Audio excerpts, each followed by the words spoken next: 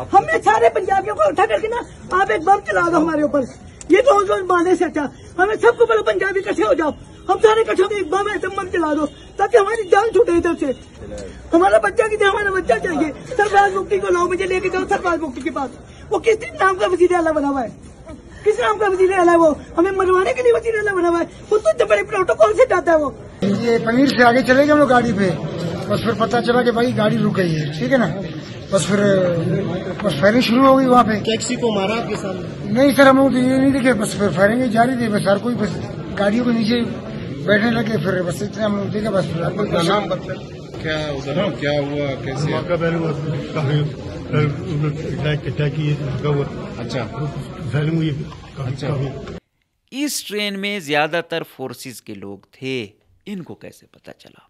तो इसका मतलब है कि इन्होंने जो इंटेलिजेंस बनाई हुई है जरा, वो वाकई बहुत एक्टिव है कि इतनी ट्रेनों में उसने खंगाल लिया कि यहाँ पे आज सिक्योरिटी फोर्सेस के लोग ज़्यादा हैं, ये जाएंगे तो इस दिन अटैक करना है। ये था पहला मरला। अगर यहाँ पे ना सपोज किया रुकती, एक और कोई 6-7 किलोमीटर बताया जा रहा है कि आगे इन्होंने बिल्कुल रेल की पटड़ी उखाड़ दी हुई थी कि वहाँ से रेल वैसे ही गिरेगी या इधर उधर। मतलब इनके plan A, plan B, plan C थे कि अगर यहाँ अंगेज नहीं करते तो वहाँ अंगेज करेंगे, वहाँ नहीं किया तो वहाँ करेंगे। एक और अच्छा आंसर इसमें ये शामिल था कि इसमें जो आम पंजाबी था उसके 2-3 के जो मैं देख रहा था इंटरव्यूज़, उनको गालिबन नहीं मारा, उनको छोड़ा हुआ था। कोई और इसके पीछे जो उन्होंने यरगमाल किए हुए आया वो सारे फोर्सेस के लोग हैं, क्योंकि ये कह रहे हैं हमारे पास ATF के लोग हैं, पुलिस के हैं, FC के हैं, आर्मी के हैं, ISI के हैं। तो दावा तो उनका ये है। जिस तरह BLF की 2 दिन पहले कल प्रेस रिलीज़ आई थी, वो ये कह रहे थे कि हमने ऐसे वो किया, हमें वहाँ से निकलने में UBA के सरमाचारों का बड़ा साथ रहा। तो यूँ एक दूसरे के साथ, मतलब ये इत्तेफाक इत्तेहाद में ऐसी सूरत हाल में रहते हैं, गो कि इनके इख्तलाफ रहते हैं एक दूसरे के साथ, एक दूसरे को ना मानना या जिस तरह होती हैं कि भाई हम ऊपर हैं या नीचे हैं, लेकिन ऐसी सूरत हाल में एक दूसरे का ये फुल सपोर्ट करते हैं। क्यों? क्योंकि वो कहते हैं कि अगर इनके साथ ये हुआ, कल ये हम तक आ सकता है। इस हवाले से अंगेज करने की कोशिश की जा रही थी ताकतवर हलकों की जानिब से रहमान गुल को। अच्छा, रहमान गुल को अब कैसे टैकल करे? रहमान गुल, जिस तरह मैंने कहा कि फोर्सेस का बंदा था, आर्मी का अफसर था, आर्मी का अफसर से चला गया BLA का कमांडर बन गया, तो शायद वो हेलीकॉप्टर को ना उड़ा सकें, वो ड्रोन को कल तो एक उड़ाया ना उड़ा सके, लेकिन वो जो यरगमाल हैं उनको तो मार सकते हैं। तो ये रियासत की जिम्मेदारी होती है अपनी शहरियों को प्रोटेक्ट करना दोनों अतराफ से।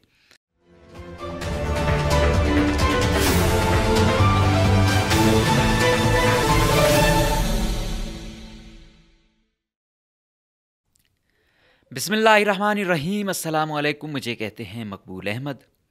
आज हम बात करेंगे कल होने वाले उस वाक़े की जिसमें जाफ़र एक्सप्रेस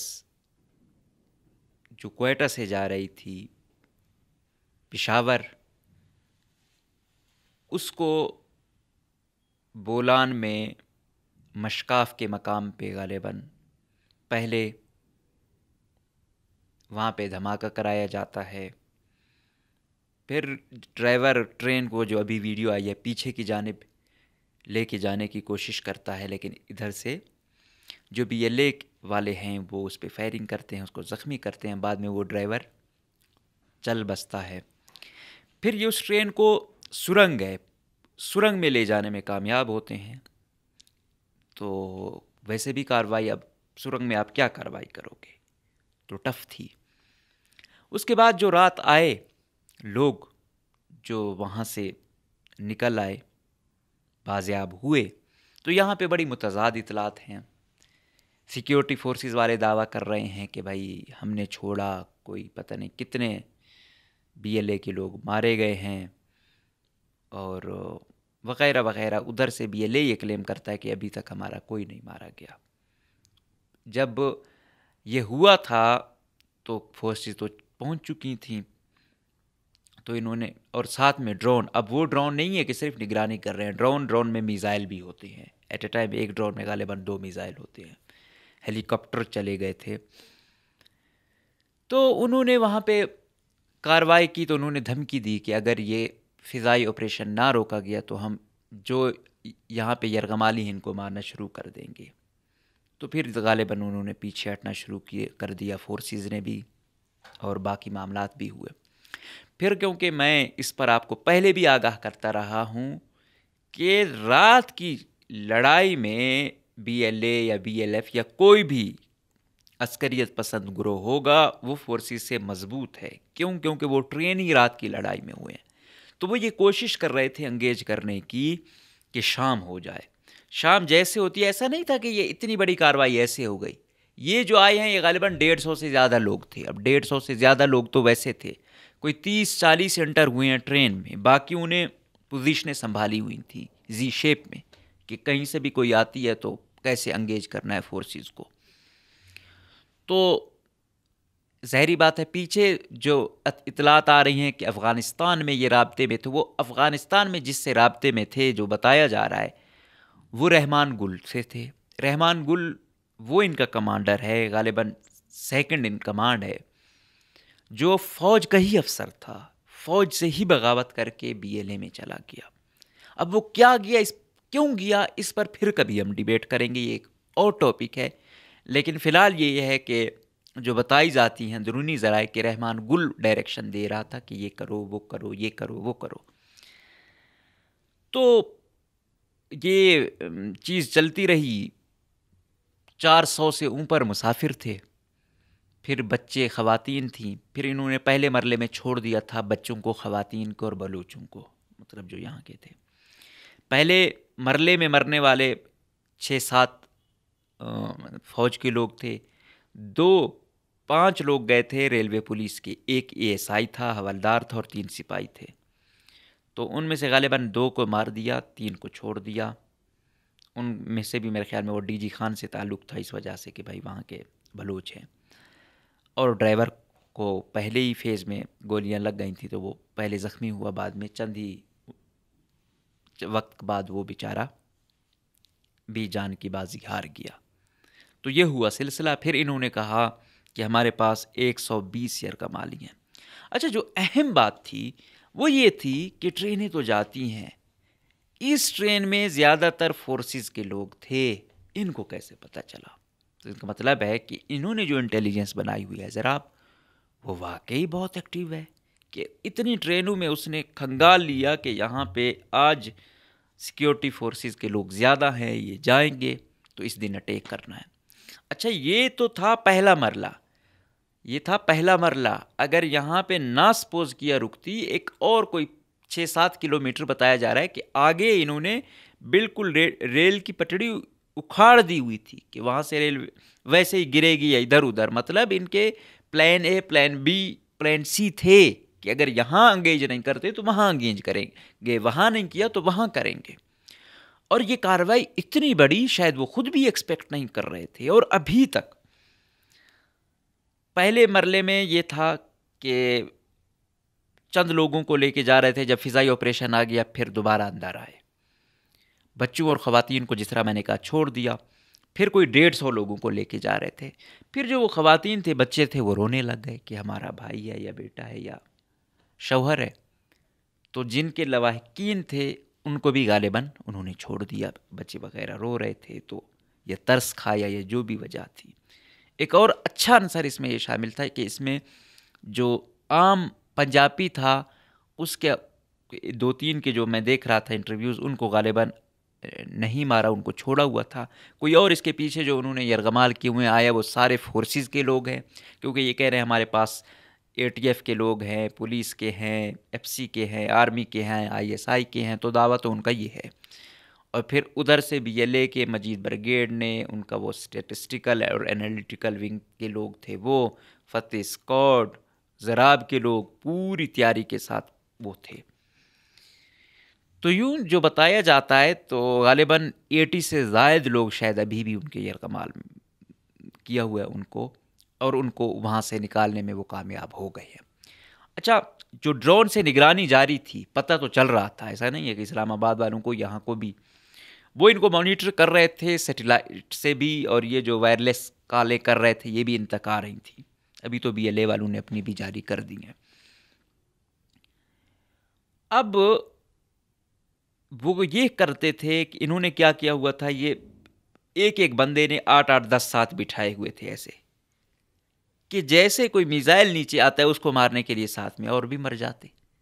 तो मतलब वो बड़ी ट्रेनिंग थी कि ऐसा नहीं है कि फर्दन फर्दन वो नहीं कर सकते थे एक को। अब मिसाइल है, कोई वो क्या कहते हैं, स्नैपर होता तो आप किसी को टारगेट कर सकते थे। अब मिसाइल है, मिसाइल तो नहीं देखेगा कि ये फोर्सेस के हैं या ये BLA के हैं, तो वो तो सबको वो करेगा। तो इस सूरत में फोर्सेस वाले भी हैरान है कि अब क्या करें, और उन्होंने खुद कुछ जैकेटें भी पहनी हुई हैं, अब करें। अब अंदाज़ा यही था कि यरगमालियों को बाकी जो फतेह स्क्वाड है या बाकी वो निकल जाएंगे, और पीछे से कोमक ने भी गालिबन रात तक आ गई होगी उनको, अभी तक तो हैं। लेकिन मेरी इतलात के मुताबिक SSGs भी आ चुके हैं, FC के विंग भी डिप्लॉय कर दिए गए हैं, हरनाई वाली साइड से, बोलान वाली साइड से, हर तरफ से। लेकिन रात के वक्त क्या कार्रवाई होगी, उस तरह नहीं हो सकती। फिर पहाड़ हैं, फिर पहाड़ों में अस्करियत पसंदों को ये एक दूसरे को सपोर्ट भी करते हैं। इस बोलान में फिर हर अस्करियत पसंद ग्रुप है, उनकी बेशक ना भी बनती होगी, ऐसी सूरत हाल में वो एक दूसरे को अंगेज करते हैं।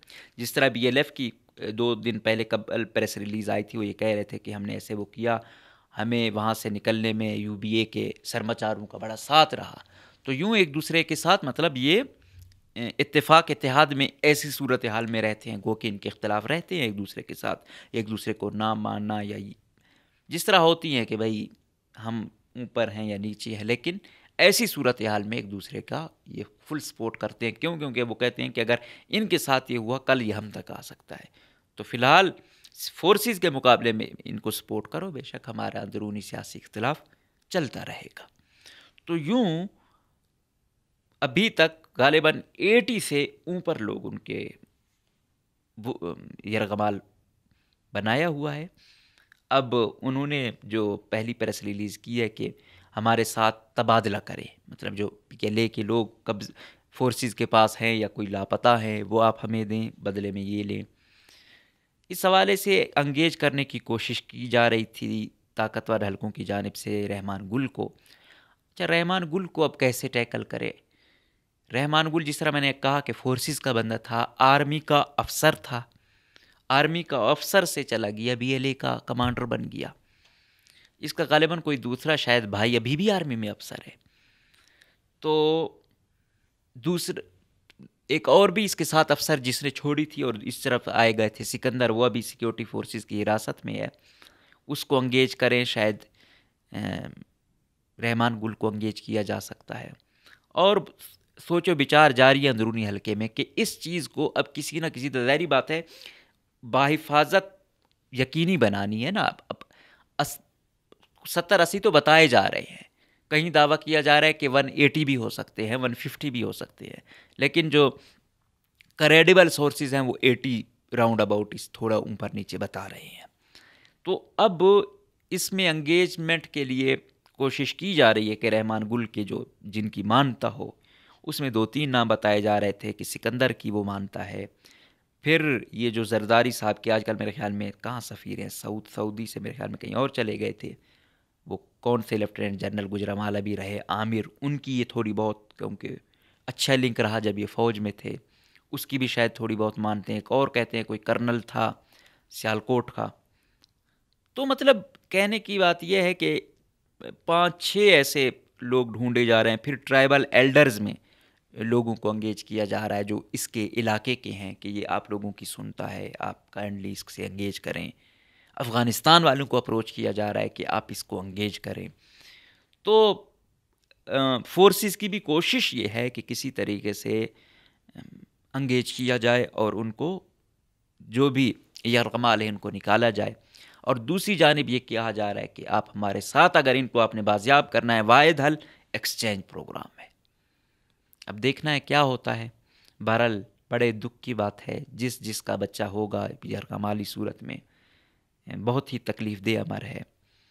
और आज सुबह गालिबन एक ख़ुदकश बमबार जो BLA से ताल्लुक़ रखते थे, वदूद सातकज़ई, उनकी एक भाई और उनकी बहन गुलजादी को, जो आप देखते होंगे BYC में काफ़ी एक्टिव है, उनको उठाया गया। अभी थोड़ी देर पहले खबर आई कि गुलजादी को रिहा कर दिया गया है। ज़ाहिरी बात है, अब ख़वातीन के साथ आप क्या वो करते हैं। जिस तरह मैंने कहा कि फोर्सेस के भी वो लोग जिनके साथ ख़वातीन थीं उनको भी BLA ने छोड़ दिया, इसी तरह इस तरफ भी है। तो बेशक गुलजादी पर कहते हैं कि भाई सात अक़ज़ई या ये उनकी सपोर्टर है या वो है, लेकिन ख़वातीन के कब एहतराम रहना चाहिए, कोशिश करनी चाहिए कि भरम दोनों तरफ से ही रहे। तो रिहा कर दिया गया, अच्छी बात है। और दूसरा, उनका जो भाई लापता हुआ है अभी वाला, अगर वो नहीं मुलविस, अगर मुलविस भी है तो अदालत में पेश किया जाना चाहिए। जबरी लापता मैं फिर कहता हूँ कि हसले का हल नहीं है। अब बदूद सात अक़ज़ई के बारे में जो फोर्सेस के दावेदार हैं वो ये कहते हैं कि ये पहले ही उनके साथ मिला हुआ था, तभी हमने उठाया। फिर गुलजादी लोग आए और फिर हमने कहा कि अभी ये ठीक होगा, हमने इसको छोड़ा, फिर ये आया, इसने खुदकश किया। अब जो गुलजादी लोगों का मौक़िफ़ है, कहते हैं वो ऐसा नहीं था, फोर्सेस वालों ने उठाया, टॉर्चर किया, उसने कहा कि हाँ पहले मैं नहीं था, मेरे साथ जुल्म हुआ है, अब मैं हूँगा, लिहाजा वो उस एक्सट्रीम तक किया। तो ये दो बयानी है एक ही घर में। अब मैं यही बोल रहा हूँ कि रहमान गुल उधर है, दूसरा भाई उधर है।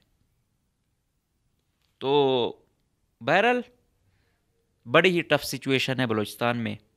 दुआ है कि कोई इंसानी जान ना जाए और कोई एक्सचेंज प्रोग्राम हो या जो भी हो, इसमें सियासी लोग काफ़ी किरदार अदा कर सकते हैं। आज उमर अयूब ने भी बड़ी सख्त स्पीच की जो कि काफ़ी हकीकत के अक्कासी भी करती है। ऐसी बात है, हालात तो बहुत टफ है। अब कौन सा मिनिस्टर है जो जा सकता है अपने हलके में, कौन सा MPA है? तो नहीं जा सकते। वजह क्या है? फार्म 47 वाली। पहले जब आते थे ना फार्म 45 वाले, तब एस्टेब्लिशमेंट कोई दूसरों को गालियां नहीं पड़ती थी, तब MPA को ही पड़ती थी कि आपको वोट दिया, आप आए हो, आप वो करो। तो उसके साथ कुछ ना कुछ लोग होते थे। हम लाख इख्तलाफ करें कौम परस्त जमातों से, मेरी उनसे आइडियालॉजी मैच नहीं करती, लेकिन एक बड़ी यूथ को उन्होंने अपने साथ अंगेज किया हुआ था, एक जमहूरी जदोजहद जारी वो की हुई थी। लेकिन इस दफ़ा आपने इलेक्शन देखे, फिर क्या हल निकाला है?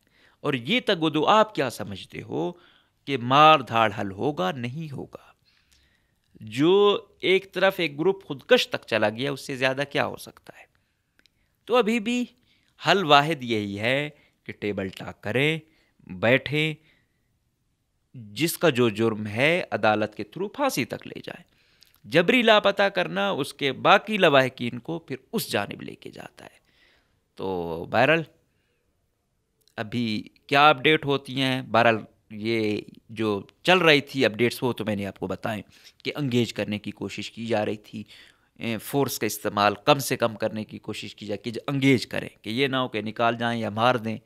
लेकिन यही अभी जो पॉलिसी है कि किसी तरह मुफाहमत पर जाएं, और यकीनन ये बेहतर पॉलिसी होगी, क्योंकि अगर ये फोर्स का इस्तेमाल करते हैं तो शायद वो हेलीकॉप्टर को ना उड़ा सकें, वो ड्रोन को कल तो एक उड़ाया ना उड़ा सके, लेकिन वो जो यरगमाल हैं उनको तो मार सकते हैं। तो ये रियासत की ज़िम्मेदारी होती है अपनी शहरियों को प्रोटेक्ट करना दोनों अतराफ से। तो बहरहाल जो भी सूरत हाल होगी उस हवाले से आपको अपडेट करते रहेंगे, और हम भी दुआगो हैं कि इसका कोई बेहतर मुनासिब हल निकले और कोई मज़ीद इंसानी जान ना जाए। तब तक के लिए हमें दीजिएगा इजाज़त। अल्लाह हाफ़िज़।